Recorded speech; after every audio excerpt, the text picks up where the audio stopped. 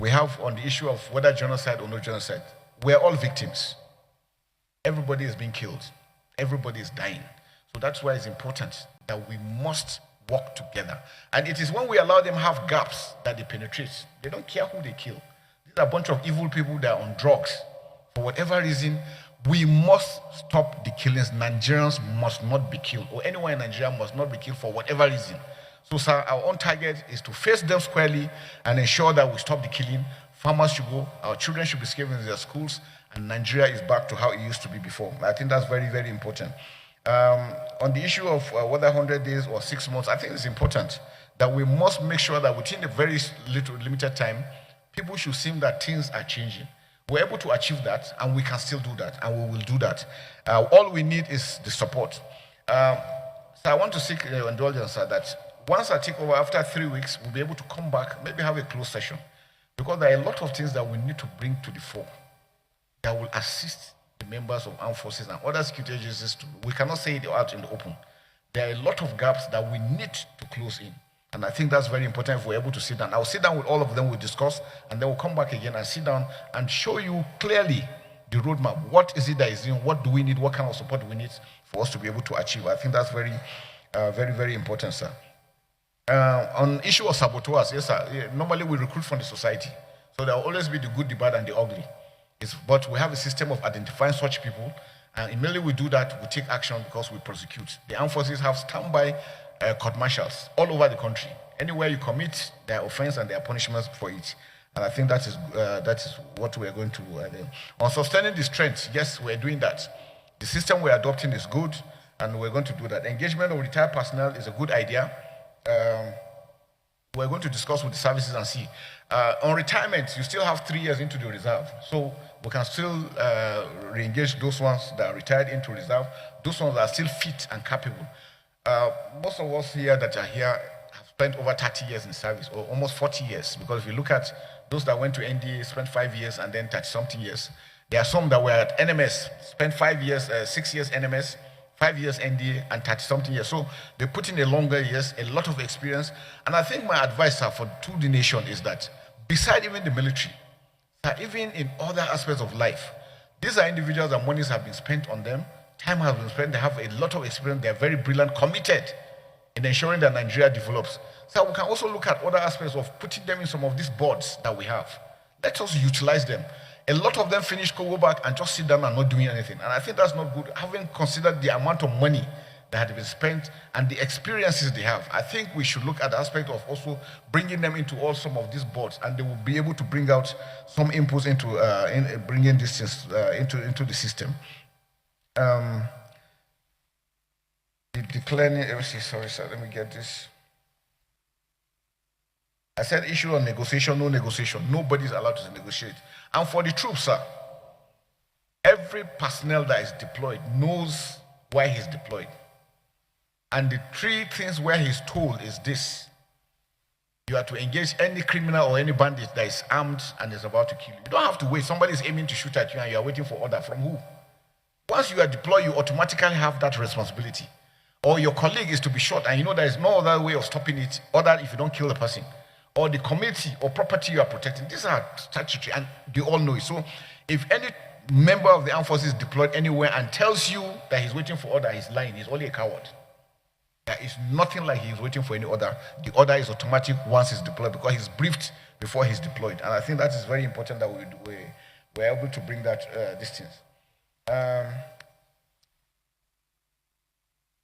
Like I said, the increase in terrorism and banditry, end of the year, the times, over time, people have neglected so many things, and these are the things these are the results.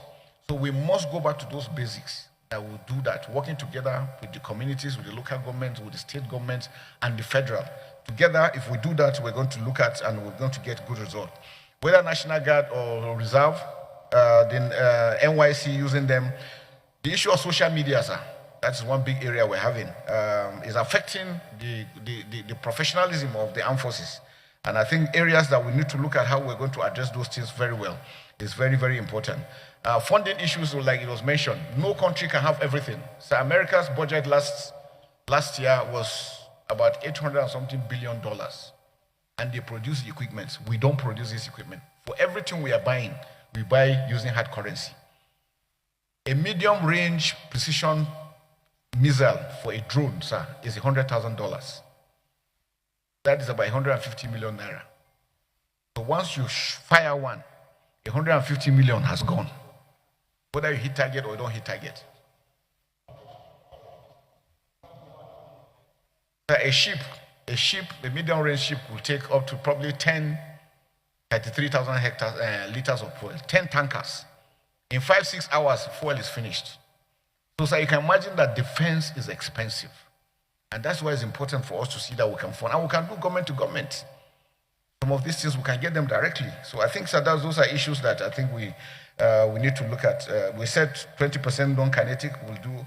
The intelligence, yes, intelligence is critical. And that's why we need everybody to be on board. Because when you see something and you report, action is taken. And we're able to get good results. As a whole, I think we want to assure Nigerians again, and the Senate especially, that we're fully committed. Coming back on stream from all the experience we have, working together with my team, we are going to make sure that we make a difference. And I can show you within the shortest possible time, sir, Nigerians will see that change. The trust they have in us will never let them down. And we'll count on the house. Thank you very much, sir.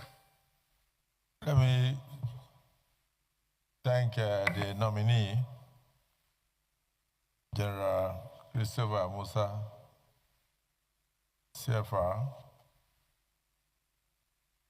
I don't know the rest, whether is it which PSC Dagger. Because, no, PSC Dagger. Am I right? PSC Dagger. Yes. I am GCON Dagger.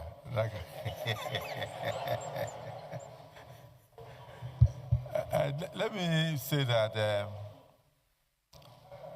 today's exercise has been a very serious one.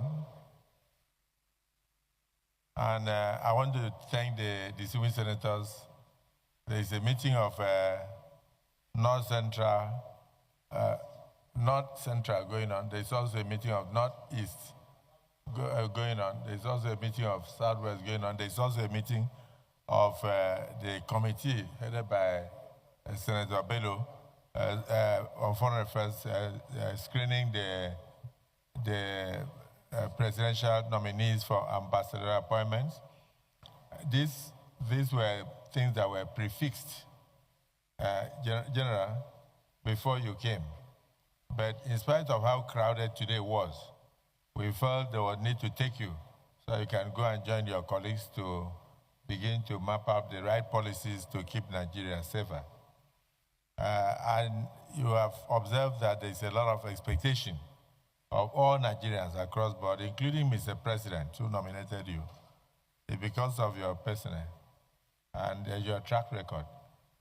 And I've not seen any nominee in the Nigerian Senate spend so many hours answering questions from senators since 1999. I think you are the first, so you have set the record.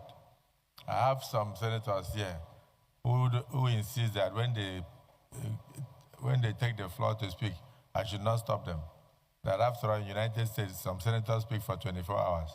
So in your own case, I decided to make sure that everybody had an opportunity to ask you a question because we are all concerned about the security of the nation. The good part of it, but he answered your question. He answered, he mentioned you specifically, he said Senator Ani, and he answered the question. You didn't finish everything you wanted to say, but at least you said a few things, and we picked those few things. So, Senator Ani, if you have any other thing, please put it in writing, give him as he's leaving. He will address them. So, I want to thank all my colleagues for their contributions. To assure you also that there is what we call verbatim reporting. The moment this microphone is pressed, everything you say, even when you sneeze, is recorded. So we have everything on record, including those who contributed and left and those who came back to contribute, including every single thing you've said. In fact, let me even tell you, we are even recording the things you are thinking in your mind now. because that is how digital we are. So we are up to date in our offices. We'll review everything you have said here today and what you intend to do. But let me cap it up by mentioning that you said there is a constitutional lacuna. This is for the Senate, that the responsibilities of each office within the security architecture of the country must be looked into again.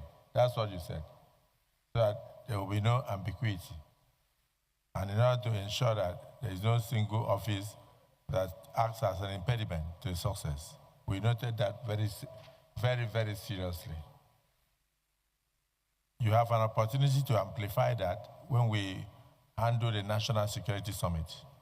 So we'll be requesting a small paper from you on what the National Assembly should do in order to bridge the gap and ensure that those lacunas are constitutionally addressed through the constitutional amendment that we are presently undertaking.